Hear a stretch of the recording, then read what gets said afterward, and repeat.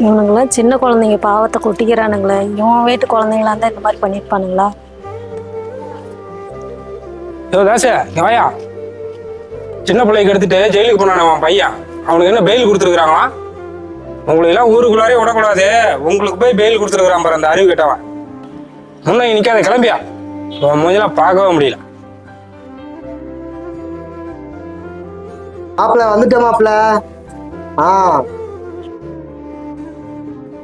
மாப்பிள்ள எங்க அப்பா வந்துட்டாரு, கூப்பிடுறேன்.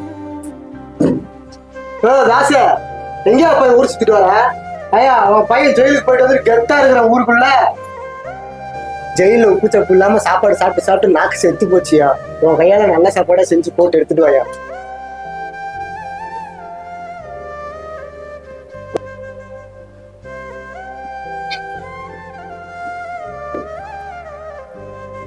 நீ சாப்பிட்டியா?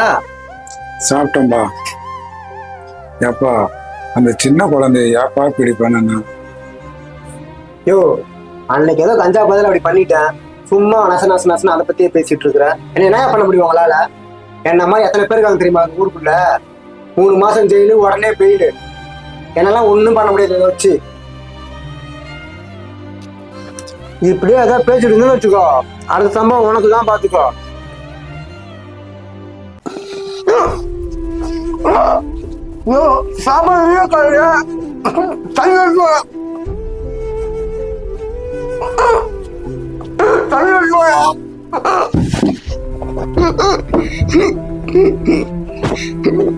ஏண்டா துடிக்கிறியா? அந்த பச்சை குழந்தை இப்படிதானே துடிச்சு போயிருக்கும். நீ எல்லாம் என் பையனா இருக்கிறதுக்கு தகுதி இல்லடா. உன்ன மாதிரி காம வெறி பிடிச்ச நாய்களையெல்லாம் ஒவ்வொரு தாய் தகப்பனும் இப்படி தாண்டா உன்னை துடிக்க வச்சு கொள்ளணும்.